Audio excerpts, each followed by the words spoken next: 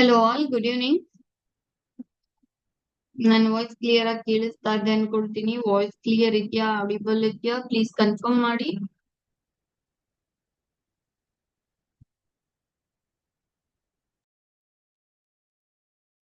Am I audible?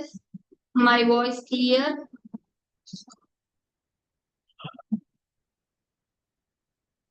Fine, thank you. So day 6 ಅಲ್ಲಿ ಇದ್ದೀವಿ.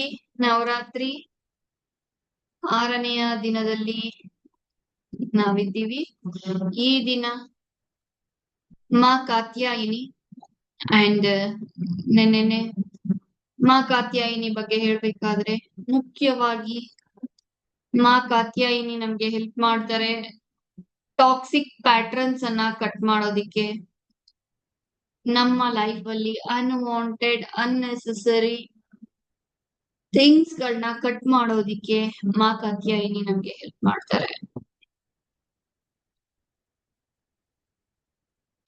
So ಈ ಒಂದು ಮಾ ಕಾತ್ಯಾಯಿನಿಯ ರಿಲೇಟೆಡ್ ಆಗಿ ಹೇಳೋದಾದ್ರೆ, ಒಂದು ರೀತಿಯಲ್ಲಿ ಕರೇಜ್ ಅನ್ನ, ಧೈರ್ಯವನ್ನ, ಪ್ರೊಟೆಕ್ಷನ್ ಅನ್ನ, ಹಾಗೆ ಒಂದು ಸರಿಯಾದ ಶಕ್ತಿಯನ್ನ, ಒಂದು ಪಾಸಿಟಿವ್ ಸ್ಟ್ರೆಂತ್ ಅನ್ನ ಇಂಡಿಕೇಟ್ ಮಾಡ್ತಾರೆ.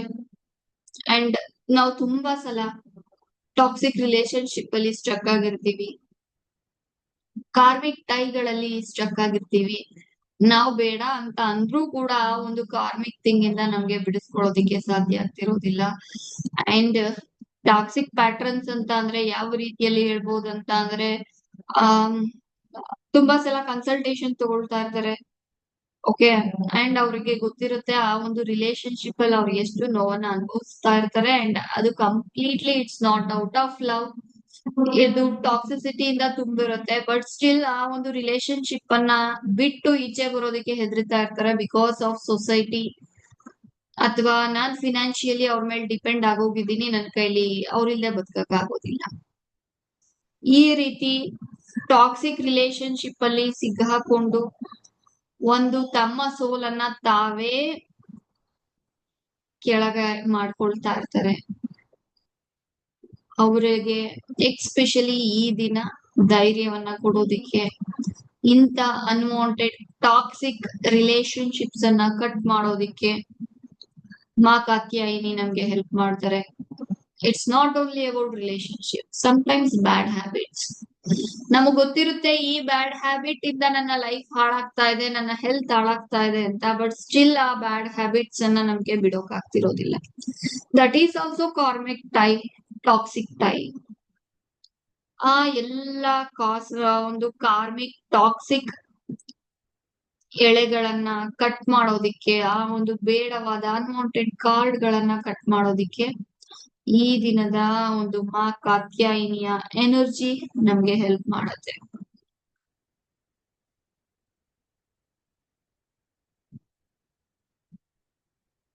ಅಂಡ್ ಕಮಿಂಗ್ ಟು ಮಾ ಕಾತ್ಯಾಯಿನಿ ಅವರ ಒಂದು ಸ್ಟೋರಿ, ಮಾ ಕಾತ್ಯಾಯಿನಿ ಒಂದು ಎಲ್ಲಾ ದೇವತೆಗಳ ಕಂಬೈನ್ಡ್ ಎನರ್ಜಿ ಅಂತ ಕರಿಬಹುದು. ಬಿಕಾಸ್ ಮಹಿಷಾಸುರನನ್ನ ಸಾಯಿಸೋದಿಕ್ಕೆ, ಮರ್ದನ ಮಾಡೋದಿಕ್ಕೆ ಎಲ್ಲ ದೇವತೆಗಳ ಶಕ್ತಿಯನ್ನ ತುಂಬಿಸಿ ಮಾ ಕಾತ್ಯಾಯಿನಿ ಸೃಷ್ಟಿಯಾಗ್ತಾರೆ. ಸೊ ಇವರ ಒಂದು ಥಿಂಗ್ ಗೊತ್ತಾ ಇದೆ, ದಟ್ ಈಸ್ ಸಿಂಹದ ಮೇಲೆ ಕೂತಿರುವಂತ ಮಾ ಕಾತ್ಯಾಯಿನಿ ಅವರ ಒಂದು ಇಮೇಜ್. ಅಂಡ್ ಅದ್ರ ಜೊತೆಗೆ ಅವರ ಕೈಯಲ್ಲಿ ಮುಖ್ಯವಾಗಿ ಖಡ್ಗ ಇರುತ್ತೆ. ಯಾರೇ ಏಂಜಲ್ಸ್ ದೇವಾಸ್ ಥೆರಪಿ ಮಾಡ್ತಿರ್ತೀರಾ, ಆರ್ಕೇಂಜಲ್ ಮೈಕಲ್ ಬಗ್ಗೆ ಗೊತ್ತಿದೆ. ಆರ್ಕೇಂಜಲ್ ಮೈಕಲ್ ಅವರ ಕೈಯಲ್ಲಿನ ಖಡ್ಗ ಕಾರ್ಡ್ ಗಳನ್ನ, ಅನ್ವಾಂಟೆಡ್ ಕಾರ್ಡ್ ಗಳನ್ನ ಕಟ್ ಮಾಡೋದಿಕ್ಕೆ ಯಾವ ರೀತಿಯಲ್ಲಿ ನಮ್ಗೆ ಸಹಾಯ ಮಾಡುತ್ತೋ, ಮಾ ಕಾತ್ಯಾಯಿನಿ ಅವರ ಎನರ್ಜಿ ಕೂಡ ನಮ್ಗೆ ಅನ್ವಾಂಟೆಡ್ ಕಾರ್ಡ್ ಗಳನ್ನ ಕಟ್ ಮಾಡೋದಿಕ್ಕೆ ಹೆಲ್ಪ್ ಮಾಡುತ್ತೆ. ಮಾ ಕಾತ್ಯಾಯಿನಿ ಸತ್ಯ ಮತ್ತೆ ನ್ಯಾಯ, ಸತ್ಯ ಮತ್ತೆ ನ್ಯಾಯವನ್ನ ಇಂಡಿಕೇಟ್ ಮಾಡುವಂತಹ ದೇವಿ. ಅಂಡ್ ಚಕ್ರಕ್ಕೆ ರಿಲೇಟೆಡ್ ಆಗಿ ಮಾತಾಡೋದಾದ್ರೆ, ರಿಲೇಟೆಡ್ ಟು ಆಜ್ಞಾ ಚಕ್ರ, which gives us clarity, intuition, higher vision. ನಮಗೆ ಭಯದಿಂದ ಮುಕ್ತವನ್ನ ಮಾಡೋದಿಕ್ಕೆ, ಕ್ಲಾರಿಟಿಯನ್ನ ಕೊಡೋದಿಕ್ಕೆ, ಒಂದು ಡಿವೈನ್ ಗೈಡೆನ್ಸ್ ಅನ್ನ ಪಡ್ಕೊಳ್ಳೋದಿಕ್ಕೆ, ಹೈಯರ್ ವಿಷನ್ ಅನ್ನ, ಒಂದು ಪರ್ಸ್ಪೆಕ್ಟಿವ್ ಅನ್ನ ತಗೊಳ್ಳೋದಿಕ್ಕೆ ಆಜ್ಞಾ ಚಕ್ರ ರಿಲೇಟ್ ಆಗಿರುತ್ತೆ. ಅಂಡ್ ಮಾ ಕಾತ್ಯಾಯಿನಿ ಆಜ್ಞಾ ಚಕ್ರವನ್ನ ಡೌನ್ ಮಾಡ್ತಾರೆ. ಅಂಡ್ ನೆಕ್ಸ್ಟ್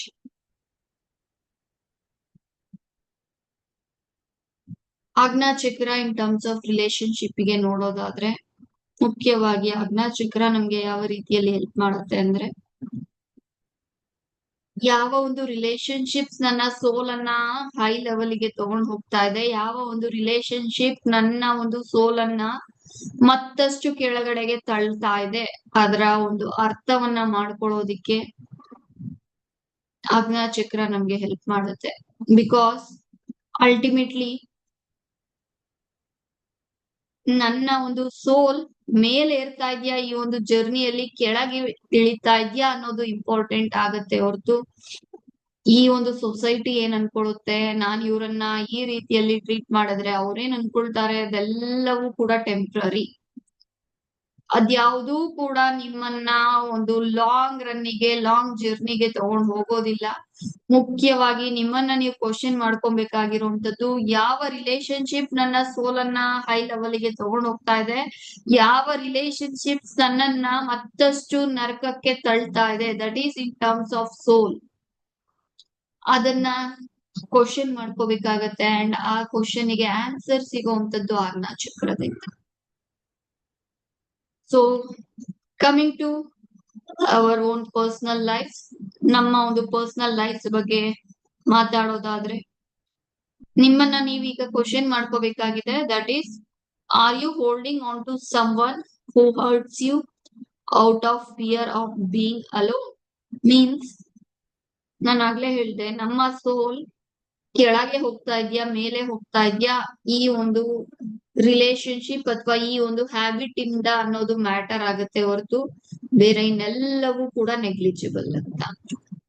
ಸೊ ಈಗ ನಿಮ್ಮನ್ನ ನೀವು ಕ್ವಶನ್ ಮಾಡ್ಕೋಬೇಕಾಗಿದೆ, ನಿಮ್ಮನ್ನ ನೀವು ಮೀನ್ಸ್ ನಿಮ್ಮ ಸೋಲನ್ನ ನೀವು ಮತ್ತಷ್ಟು ಕೆಳಗೆ ಹಾಕೊಳ್ತಾ ಇದ್ದೀರಾ. ಲೈಕ್ ಎಕ್ಸಾಂಪಲ್, ಬೇರೆ ಯಾರನ್ನೋ ನಾನು ಹರ್ಟ್ ಮಾಡ್ಬಿಡ್ತೀನಿ ಈ ನಿರ್ಧಾರದಿಂದ, ಅಥವಾ ಈ ನನ್ನ ಡಿಸಿಷನ್ ಇಂದ, ಈ ನನ್ನ ಮಾತಿನಿಂದ ಅಂತ ಅನ್ಕೊಂಡು, ಅಥವಾ ಭಯದಲ್ಲಿ ಇವ್ರನ್ನ ನಾನ್ ಬಿಟ್ರೆ ನನ್ಗೆ ಬೇರೆ ಗತಿ ಇಲ್ಲ, ನನ್ಗೆ ಭಯ ಆಗತ್ತೆ, ನನ್ನ ನೋಡ್ಕೊಳ್ಳೋರಿಲ್ಲ, ಅಥವಾ ನಾನು ಒಬ್ಬಂಟಿ ಆಗೋಗ್ತೀನಿ ಅನ್ನೋ ತರದಲ್ಲಿ ಪ್ರತಿದಿನ ಆ ಒಂದು ದುಃಖದಲ್ಲಿ ನಿಮ್ಮ ಸೋಲನ್ನ ಮತ್ತಷ್ಟು ಕೆಳಗಡೆಗೆ ನೀವೇನಾದ್ರೂ ಹಾಕೊಳ್ತಾ ಇದ್ದೀರಾ. Question your self. ಆ ರಿಲೇಶನ್ಶಿಪ್ ಅಲ್ಲಿ ಯಾವುದೇ ಪ್ರೀತಿ ಇಲ್ಲ, ಬಟ್ ಸ್ಟಿಲ್ ನಾನು ಅಲ್ಲಿ ಬದುಕ್ತಾ ಇದ್ದೀನಿ ಬಿಕಾಸ್ ನನ್ನ ಭಯಕ್ಕೋಸ್ಕರ, ನನಗ್ ಬೇರೆ ದಾರಿ ಇಲ್ಲ, ಅದಕ್ಕೋಸ್ಕರ. ನನಗ್ ಗೊತ್ತು ಅವ್ರಿಗೂ ನನ್ ಮೇಲೆ ಪ್ರೀತಿ ಇಲ್ಲ, ಅಥವಾ ನನ್ಗೂ ಅವ್ರ ಮೇಲೆ ಪ್ರೀತಿ ಇಲ್ಲ, ಅಥವಾ ಏನ್ ಹೇಳ್ತೀವಿ, ಈ ಒಂದು ರಿಲೇಶನ್ಶಿಪ್ ಮೀನಿಂಗ್ಲೆಸ್, ಸ್ಟಿಲ್ ಭಯದಿಂದ ನಾನು ಇಲ್ಲಿದ್ದೀನಿ. ಈ ರೀತಿಯಲ್ಲಿ ಯಾವ್ದಾದ್ರೂ ಒಂದು ರಿಲೇಶನ್ಶಿಪ್ಸ್ ಅಲ್ಲಿ ನೀವ್ ಇದ್ದೀರಾ, ನಿಮ್ಮನ್ನ ನೀವು ಕ್ವಶನ್ ಮಾಡ್ಕೋಬೇಕಾಗಿದೆ. That is your first question.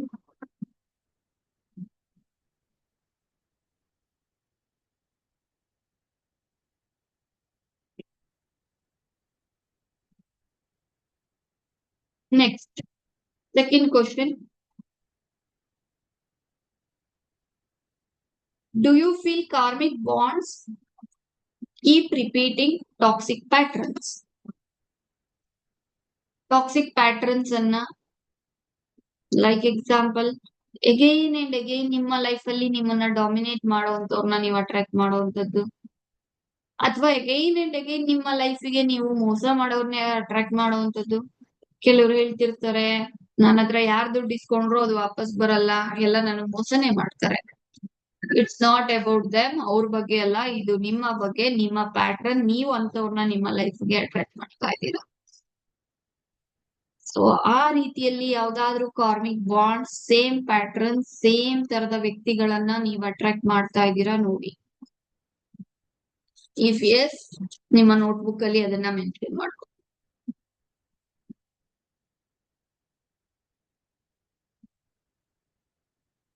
Next, do you fear letting go even when your soul whispers it's time? Sometimes ನಮ್ಮ ಇನ್ನರ್ ವಾಯ್ಸ್ ಹೇಳ್ತಿರುತ್ತೆ ಇಟ್ಸ್ ಎನಫ್, ಸಾಕು, I need to let go. ಅದು ಬೇರೆಯವರನ್ನ ಕ್ಷಮೆನೆ ಕೊಡುವಂತದ್ದಿರ್ಬೋದು, ಅಥವಾ ಒಂದು ರಿಲೇಶನ್ಶಿಪ್ ಅನ್ನ ಎಂಡ್ ಮಾಡುವಂತದ್ದಿರ್ಬೋದು, ಫ್ರೆಂಡ್ಶಿಪ್ ಅನ್ನ ಎಂಡ್ ಮಾಡುವಂತದ್ದಿರ್ಬೋದು, ಅಥವಾ ಯಾವ್ದೋ ಒಂದು ಬ್ಯಾಡ್ ಹ್ಯಾಬಿಟ್ ಅನ್ನೇ ಎಂಡ್ ಮಾಡುವಂತದ್ದಿರ್ಬೋದು. ನಮ್ಮ ಇನ್ನರ್ ಸೋಲ್ ಹೇಳ್ತಿರುತ್ತೆ ಸಾಕು ಬಿಟ್ಬಿಡೋಣ ಅಂತ. ಆದರೆ ಯಾವುದೋ ಭಯಕ್ಕೆ ಕಾರಣವಾಗಿ ಅಥವಾ ಇನ್ಯಾವುದೋ ಒಂದು ಆಮಿಷ ಭ್ರಮೆಗೆ ಒಳಗಾಗಿ ಅದನ್ನ ನೀವು ಬಿಡೋದಿಕ್ಕೆ ರೆಡಿ ಇಲ್ಲ ಅನ್ನುವಂತ ಯಾವ್ದಾದ್ರು ಪ್ಯಾಟ್ರನ್, ಹ್ಯಾಬಿಟ್, ಸಿಚುಯೇಷನ್, ವ್ಯಕ್ತಿಗಳು ಇದ್ದಾರ? Question your self.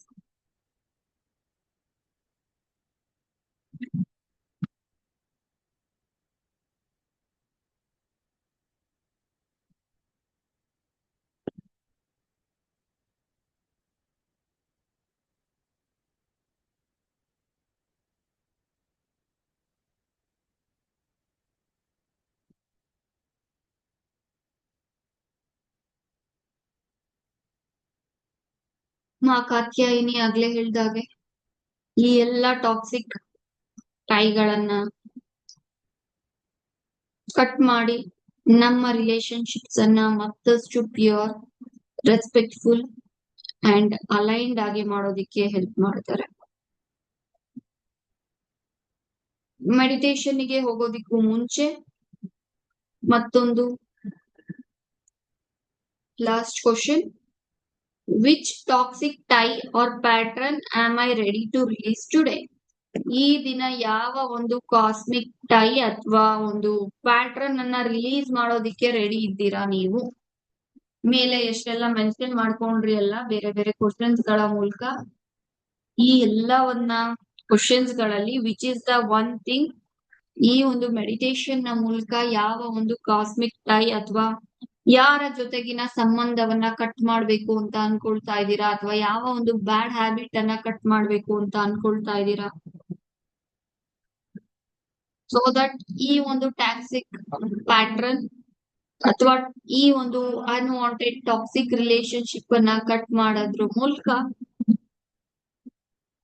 Healthy energies ಅನ್ನ ನಿಮ್ಮ ಲೈಫ್ಗೆ ಅಟ್ರಾಕ್ಟ್ ಮಾಡೋದಕ್ಕೆ ನೀವು ಸಿದ್ಧ ಆಗಿರ್ತೀರಾ. So decide yourself first.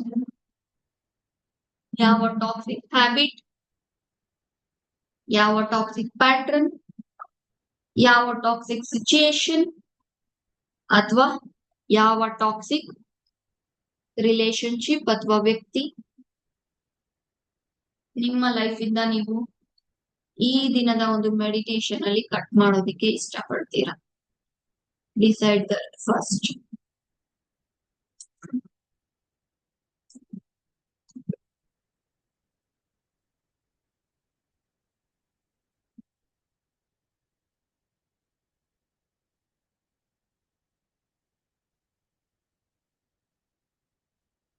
Decide that first.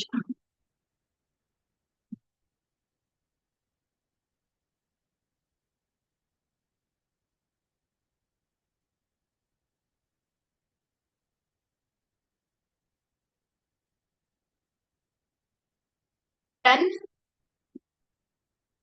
ಈ ದಿನದ ಮೆಡಿಟೇಷನ್ ಅಲ್ಲಿ ಏನನ್ನ ಯಾವ ಕಾರ್ಡ್ ಅನ್ನ ಕಟ್ ಮಾಡ್ಬೇಕು ಅನ್ನೋಂಥದ್ದು ಎಲ್ಲರಿಗೂ ಕ್ಲಿಯರ್ ಆಗಿದೆ ಅಂತ ಅನ್ಕೊಳ್ತೀನಿ. Please let me know are you done.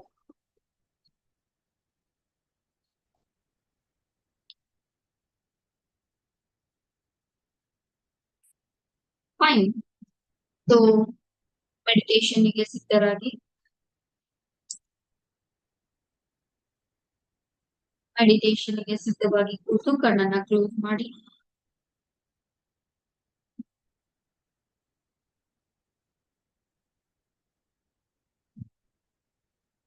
ಉಸಿರಾಟದ ಮೇಲೆ ಗಮನ ಇರಲಿ.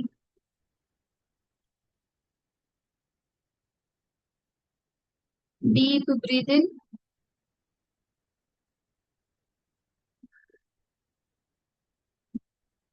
and breathe out.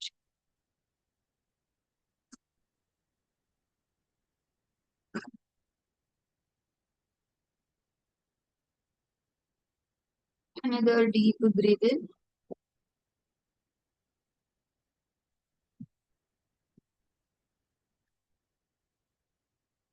and breathe out.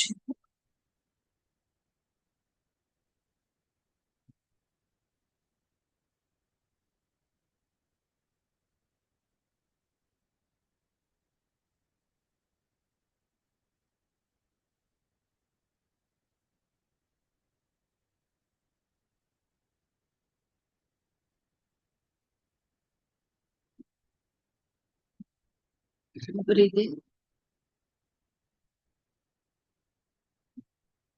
breathe out.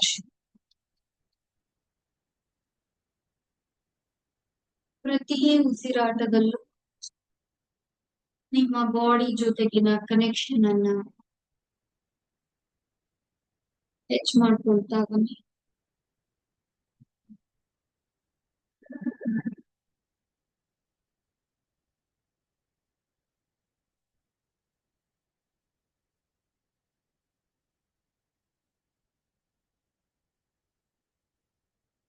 Inhale ಮಾಡ್ಬೇಕಾದ್ರೆ ಮಾ ಕಾತ್ಯಾಯಿನಿ ಅವರ ಎನರ್ಜಿಯನ್ನ ಇನ್ಹೇಲ್ ಮಾಡ್ತಾ ಇದ್ದೀನಿ.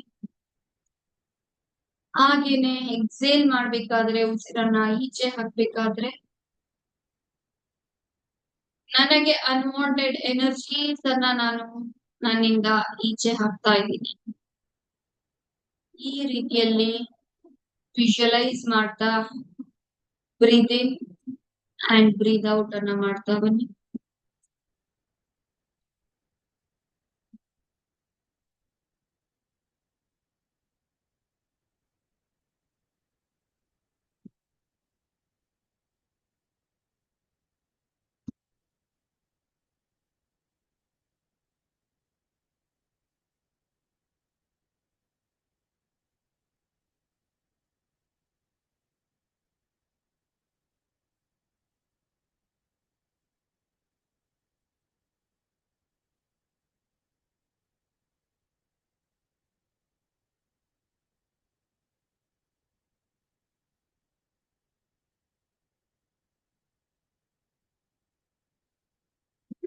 Do this for some more time. ಇದನ್ನೇ ಕೆಲ ಹೊತ್ತು ಗಮನಿಸಿ. ಇನ್ಹೇಲ್ ಮಾಡ್ಬೇಕಾದ್ರೆ ಪಾಸಿಟಿವ್ ಎನರ್ಜಿಯನ್ನ ಇನ್ಹೇಲ್ ಮಾಡ್ತಾ ಇದ್ದೀನಿ. ಮಾ ಕಾತ್ಯಾಯಿನಿ ಅವರ ಎನರ್ಜಿಯನ್ನ ಇನ್ಹೇಲ್ ಮಾಡ್ತಾ ಇದ್ದೀನಿ. ಎಕ್ಸೇಲ್ ಮಾಡ್ಬೇಕಾದ್ರೆ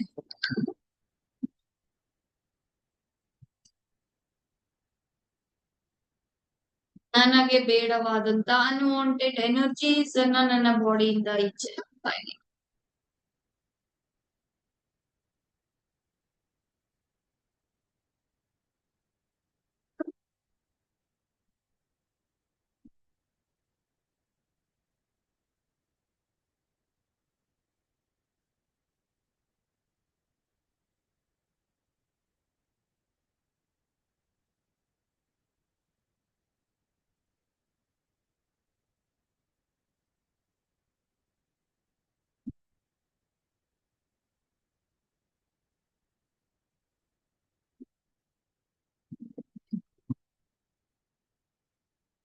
ಕಂಪ್ಲೀಟ್ ಬಾಡಿಯಲ್ಲಿ ಆ ಒಂದು ಪಾಸಿಟಿವ್ ಎನರ್ಜಿಯನ್ನ ಫೀಲ್ ಮಾಡ್ತಾ ಬನ್ನಿ.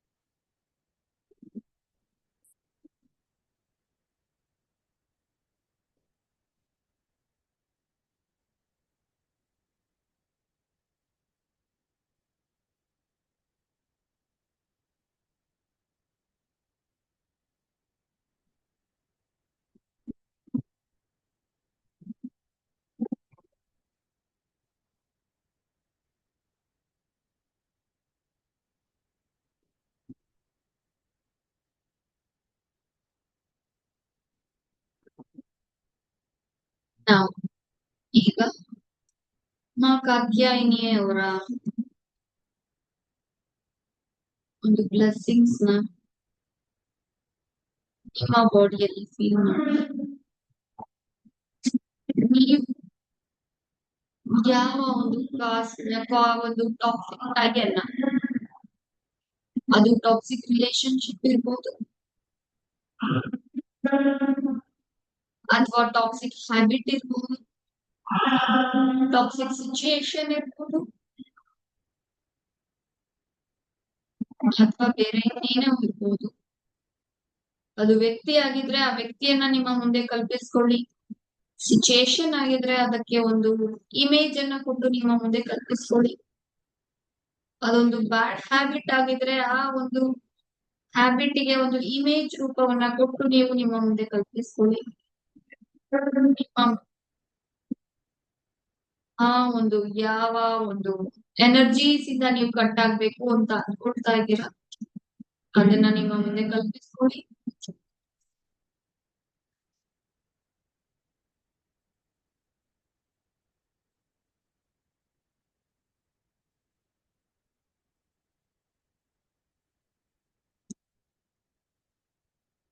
ನಿಮ್ಮ ಮತ್ತೆ ಆ ಒಂದು ಅನ್ವಾಂಟೆಡ್ ಎನರ್ಜಿ ಮಧ್ಯದಲ್ಲಿ ಒಂದು ಕಾರ್ಡ್ ಹೋಗಿದೆ. ನಿಮ್ಮ ಮತ್ತೆ ಆ ಒಂದು ಅನ್ವಾಂಟೆಡ್ ಎನರ್ಜಿಯ ಮಧ್ಯ ಒಂದು ಕಾರ್ಡ್ ಹೋಗಿದೆ.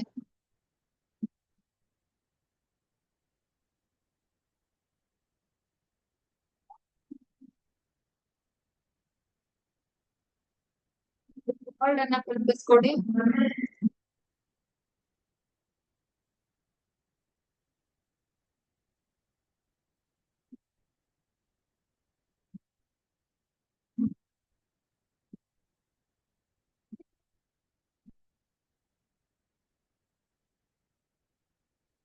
ನಿಮ್ಮ ಮತ್ತೆ ಆ ಒಂದು ಅನ್ವಾಂಟೆಡ್ ಎನರ್ಜಿಯ ಮಧ್ಯ ಒಂದು ಕಾರ್ಡ್ ಹೋಗಿದೆ. ಕಾರ್ಡ್ ಅನ್ನ ಕಲ್ಪಿಸ್ಕೊಳ್ಳಿ.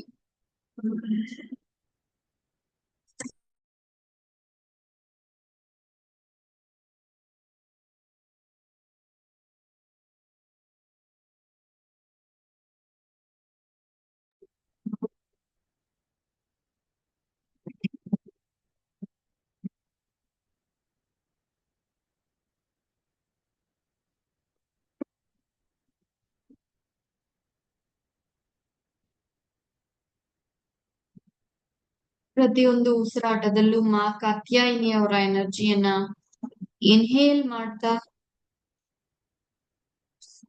ನೀವಿಬ್ಬರ ಮಧ್ಯ ಇರುವಂತ ಕಾರ್ಡ್ ಅನ್ನ ನೀವು ನೋಡ್ತಾ ಇದ್ದೀರಾ.